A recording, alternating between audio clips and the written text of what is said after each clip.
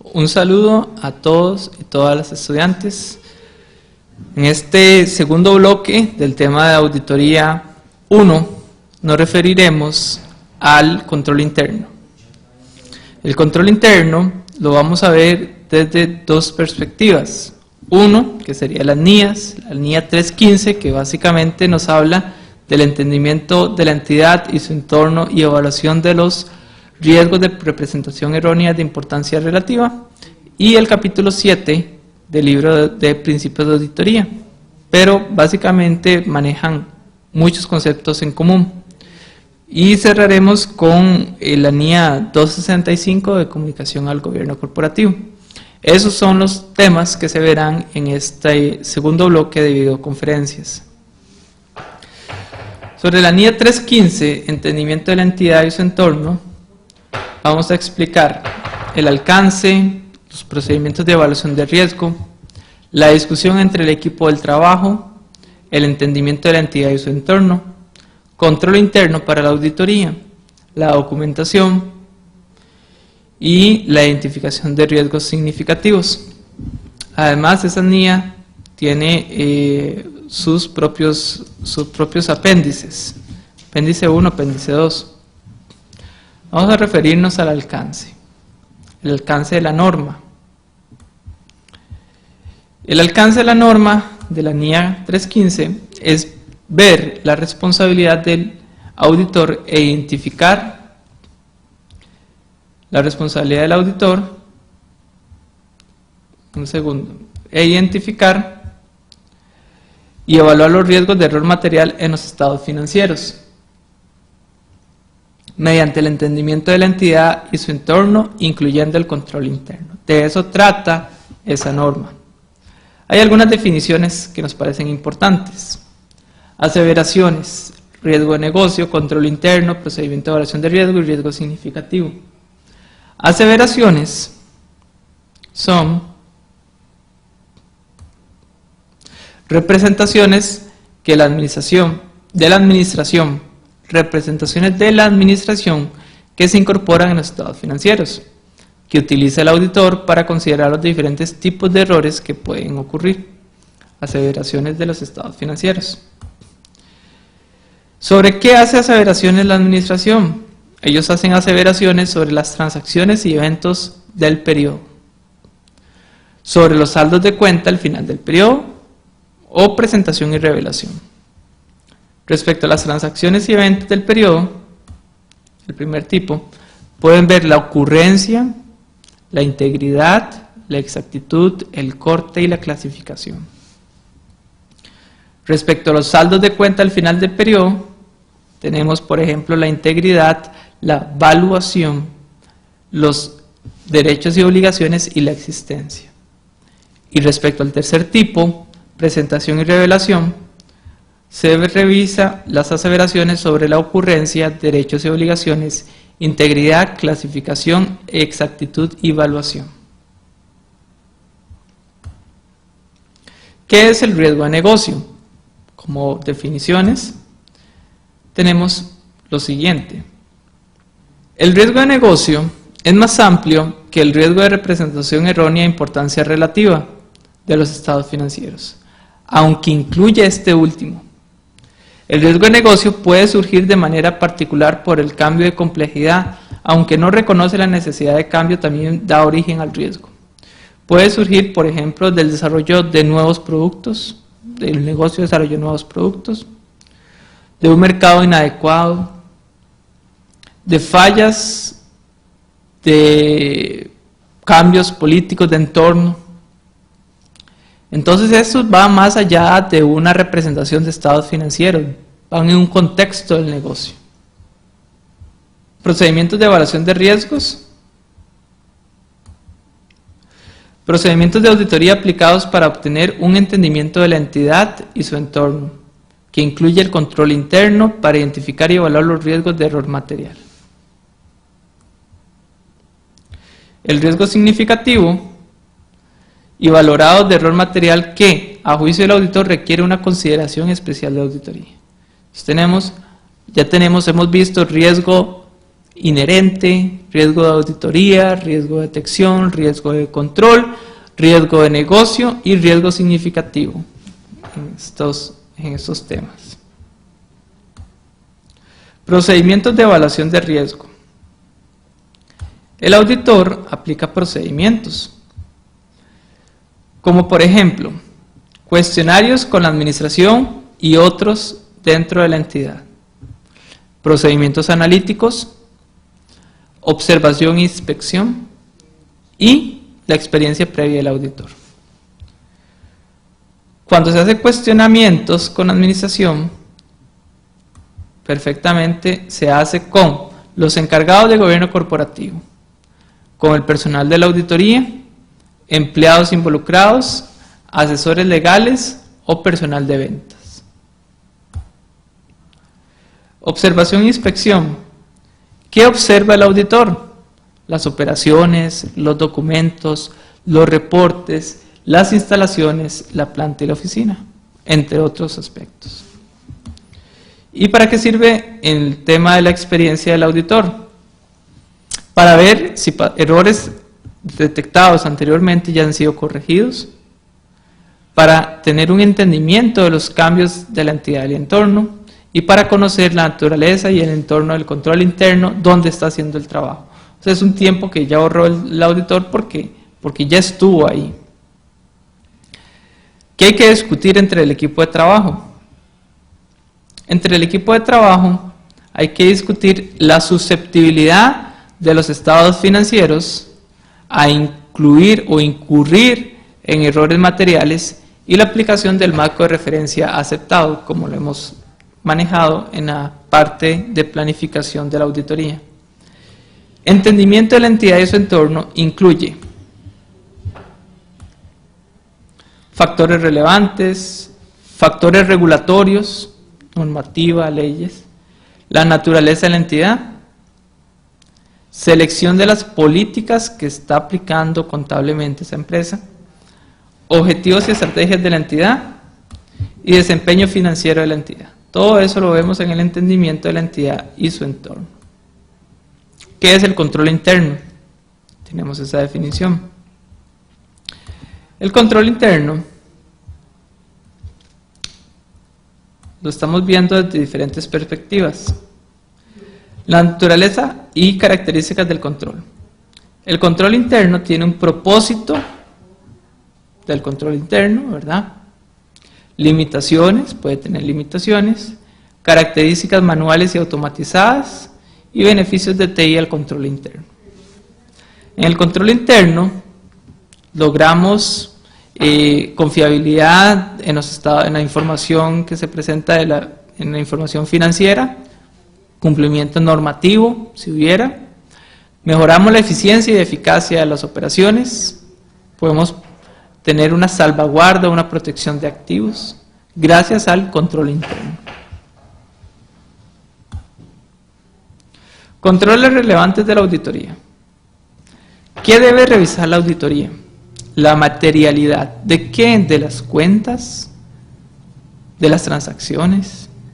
El tamaño de la entidad es diferente de ser una auditoría en una pequeña empresa que una grande empresa. Sector privado, sector público, es diferente todo.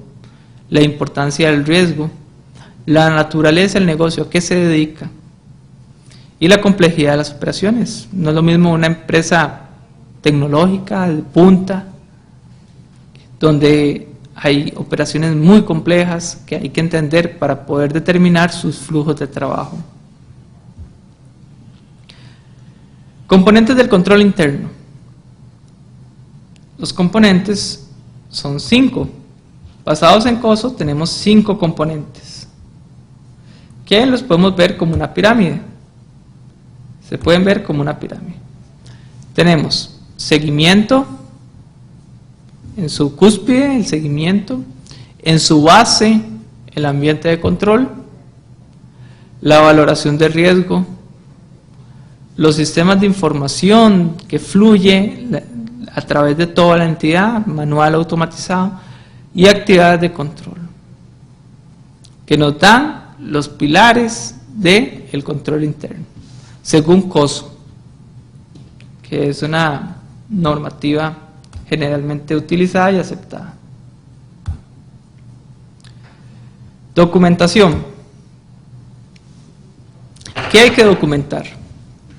Se documentan las reuniones entre el equipo de trabajo, los elementos claves de entendimiento, los riesgos de error material y los controles sobre los cuales ya se ha obtenido entendimiento.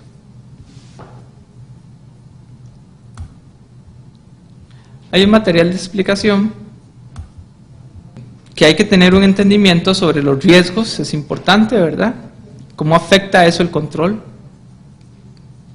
O el control, ¿qué medidas debo aplicar para administrar mis riesgos? Identificación de riesgos significativos.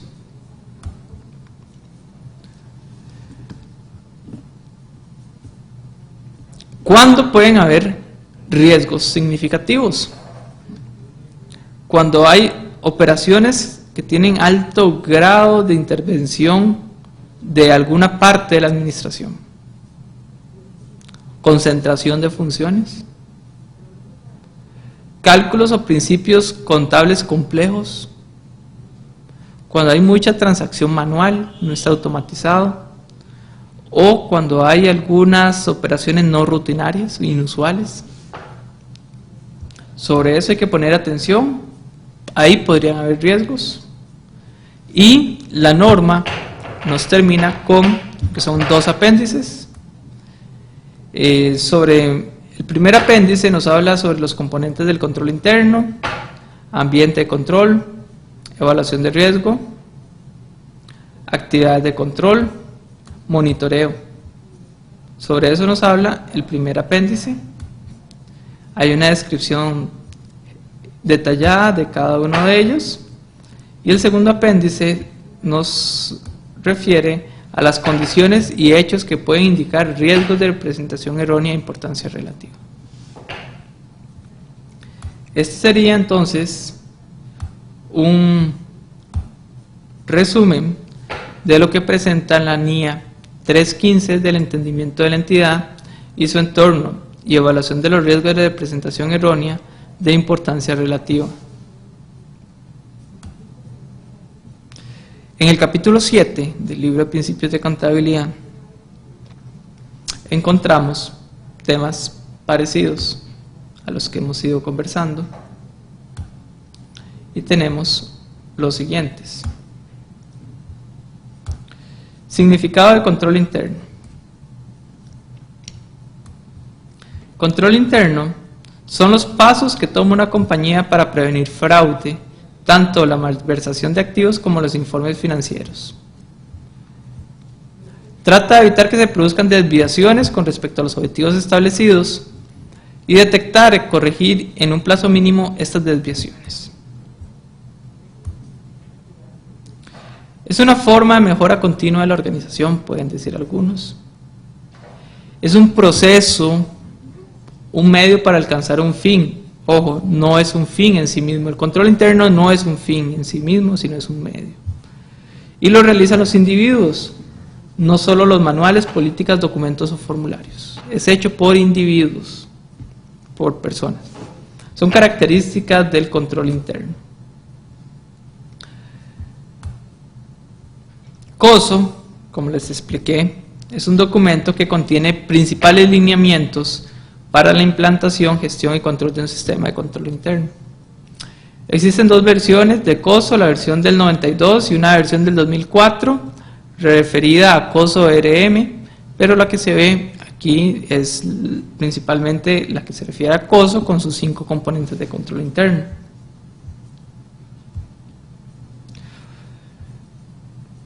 Los componentes ya los conversamos, los 5 componentes, los repaso: ambiente de control, actividades de control, sistemas de información, evaluación de riesgo y monitoreo. ¿Cuáles son las limitaciones del control interno? El control interno tiene ciertas limitaciones. La definición en sí del control interno admite que no puede garantizar de modo absoluto el logro de los objetivos corporativos, da una seguridad razonable. Se pueden cometer errores en la aplicación de los controles porque no se entienden bien las instrucciones, por juicios incorrectos, por negligencia, distracción o fatiga. Eso puede suceder en nuestro trabajo, en el ambiente laboral, que pese a que existen controles, por la premura, por la fatiga, no se sigan.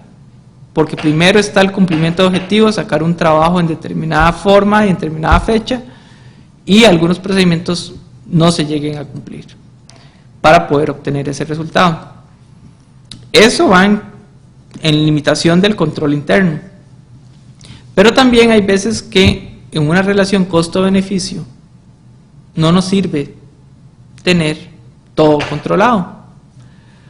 Hay ocasiones, eso sí, que por algún requerimiento regulatorio, normativa, entidad de supervisión, hay que implementar un control aunque sea más costoso del beneficio esperado.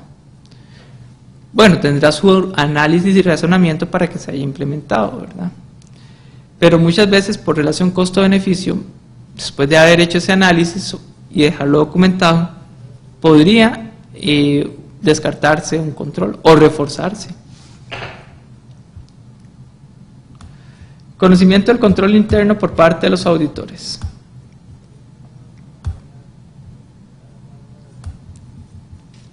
Al planear la auditoría, el auditor debe, 1, identificar los tipos posibles de errores. 2, examinar los factores que influyen en el riesgo de error material. 3, diseñar pruebas a esos controles, pruebas de control, cuando apliquen. Y 4, diseñar pruebas sustantivas de auditoría. Cuando se evalúan los riesgos, tenemos entonces que hay un riesgo inherente a la auditoría, afectado por el riesgo de control, riesgo de detección, que nos da un riesgo final de auditoría. Todo eso, todos esos análisis, el auditor los debe guardar en sus papeles de trabajo, que finalmente podrían llegar a conformar ese archivo permanente de la auditoría. Hay un sistema de información contable, entonces. Un sistema de información contable, según digamos lo que encontramos ahí, nos habla más que todo de ciclos. Lo podemos ver ahora como procesos de ingreso, adquisición, conversión, nómina, financiamiento e inversión. En general eso es lo que principalmente haría una empresa estándar en sus operaciones. Todas tienen ingresos, todas tienen gastos, hacen inversiones, se financian y tienen un ciclo de conversión. Ahí están explicados en el libro cada uno de ellos y los estoy mencionando. Evaluar el control interno. ¿Cómo evaluamos el control interno? Método muy simple, un cuestionario de control interno. ¿Qué preguntamos? Preguntas sencillas. ¿Existe, está autorizado, comunicado y actualizado? Por ejemplo, un plan operativo. ¿Existe un plan operativo? ¿Está autorizado, comunicado o actualizado? ¿Existe un catálogo de cuentas? ¿Está autorizado, comunicado, actualizado? Ante determinadas preguntas enfocados en esto, podemos determinar un conocimiento del control interno. Otra forma de ver el control interno puede ser mediante el uso de diagramas de flujo, de procesos. Nos pueden dar un entendimiento de ese control interno.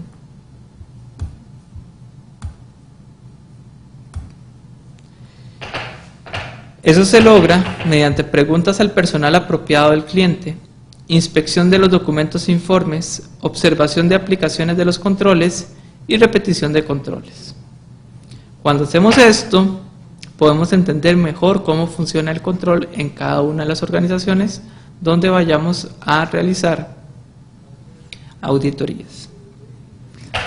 De hecho, cuando revisen este tema, lo deberían ver con los procedimientos de evaluación de riesgos de la NIE 315. Por eso es que está vinculado el capítulo 7 con la NIA 315 de control interno. El último tema que nos queda en esta segunda etapa, ya hemos visto el control interno, sus características, limitaciones, su documentación, sería ver el tema de la comunicación, que eso nos lo presenta la NIA 265, comunicación de deficiencias de control interno. ¿Qué nos habla la NIA 265? Tiene un alcance, su objetivo, definiciones, requisitos, deficiencias en el control interno, deficiencias importantes y la comunicación de dichas deficiencias. Vamos a ver. El objetivo de la norma es comunicar de forma apropiada y oportuna a los encargados de gobierno corporativo las deficiencias en el control interno que haya identificado durante la auditoría. Ese es el punto. Hay unas definiciones, existencia del control y deficiencia significativa. Un control se diseña, implementa y opera cuando tiene capacidad de prevenir, detectar y corregir errores en los estados financieros. Con solo una de esas características hay una deficiencia en el control, que no se cumpla. El control interno, por ende, debe prevenir, detectar y corregir errores en los estados financieros o en las operaciones de la compañía. Deficiencia significativa es una o en combinación con otras que a juicio del auditor son de tal importancia que amerita la atención de los encargados del gobierno corporativo. Son deficiencias significativas. Llegó a determinado nivel que solo con los de gobierno corporativo nos podemos entender para poner en la mesa de discusión la situación encontrada.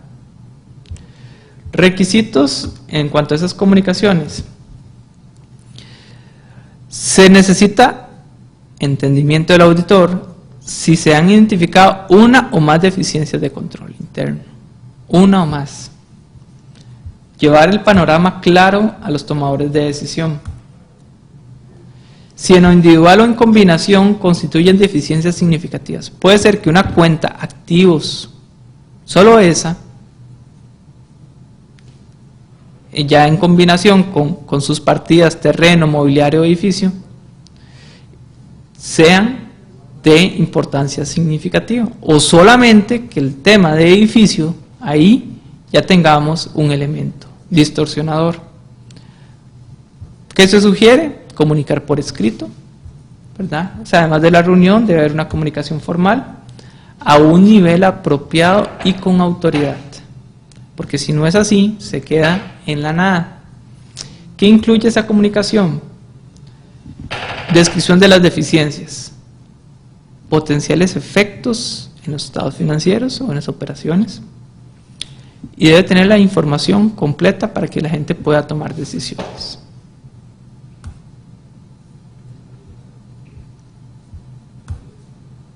Deficiencias en el control interno. Entonces, ¿qué hay que hacer? Discutir con la administración los hechos y circunstancias relevantes. Esto nos implica un nivel familiarizado y con autoridad. En algunas circunstancias puede no ser apropiado si se cuestiona la integridad y competencia de la administración. Si se hace cuestionamiento, se eleva al gobierno corporativo. Pero si en gobierno corporativo también nos cuestionamos esa integridad y competencia, pues hay que buscar asesoría para ver qué es el paso siguiente. El entendimiento de las causas reales, no solo es decir, pasa esto, bueno, ¿y a qué se debe la causa? ¿Y cuál ha sido? Ir midiendo si eso ya era conocido de la administración, cuál ha sido su respuesta, o si usted lo comunica a la instancia apropiada, cuál va a ser su respuesta. Todos son elementos que el auditor debe analizar y considerar. En pequeñas entidades, ahí hay consideraciones como esas.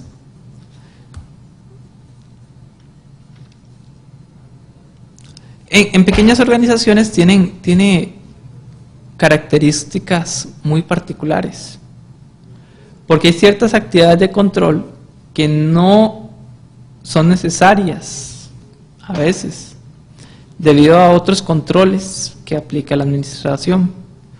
Menos factible la segregación de funciones. Y el dueño está en capacidad de ejercer una supervisión más directa sobre lo que hacen sus subalternos. Pues puede tener 2 o 3 personas a cargo y esa es la empresa. Entonces puede tener mayor supervisión en una entidad menor. Son características que podemos encontrar en entidades pequeñas.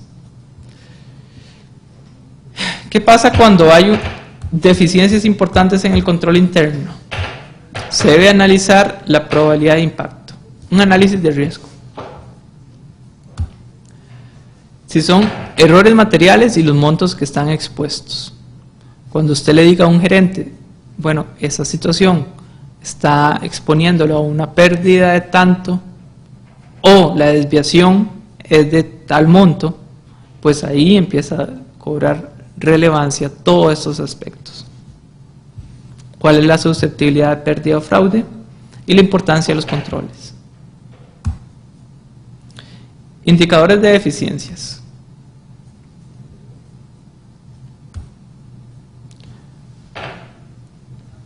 Cuando hace falta una evaluación de riesgos, ya usted puede empezar a pensar que hay algo que no anda bien o que puede andar mal. Cuando existen errores no detectados, prevenidos o corregidos por el control interno, o sea, quiere decir que no está funcionando al 100%. O falta de supervisión en la preparación de los estados financieros, o incluso concentración de funciones, o falta de supervisión en quien ejerce esas funciones. Controles automatizados o manuales, eso puede darse de ambas formas, de una u otra o ambas maneras. Y la comunicación, ¿cómo hacemos esa comunicación de las deficiencias? Bueno, la podemos hacer verbal, por escrito, y si es por escrito, debemos de tener en cuenta el tamaño y la complejidad de la entidad, la naturaleza de la entidad y las deficiencias, la composición del gobierno corporativo y los requisitos legales que están inmersos. No remediar las deficiencias debido a costo-beneficio es muy complicado, muy importante. Y referencia a comunicaciones anteriores. Si esto es repetitivo, bueno, usted lo indica. Ya lo he señalado, ya se ha señalado en tal informe. ¿Y qué se ha hecho al respecto además? La NIE va cerrando con las consideraciones al sector público y el contenido de la comunicación. Respecto al sector público, los auditores reportan a las autoridades, el órgano regulador u otro organismo. ¿Qué pasa cuando en el sector público la deficiencia la comete la junta directiva? Bueno, por lo menos ahí, según esta norma, habría que, como auditoría, reportar ya directamente casi que a las entidades de supervisión o regulación. Si es a un nivel inferior, pues podría reportarlo a la junta directiva, presidencia ejecutiva o con quien corresponda.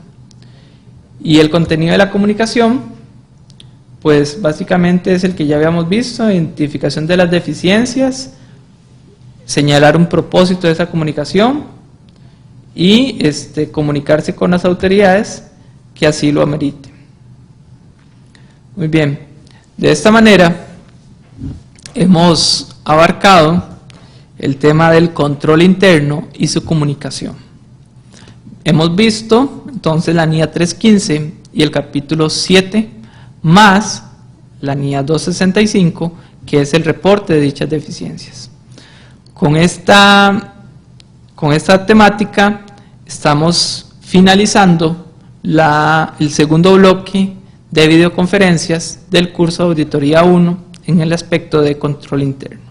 Les deseo lo mejor y estamos en contacto.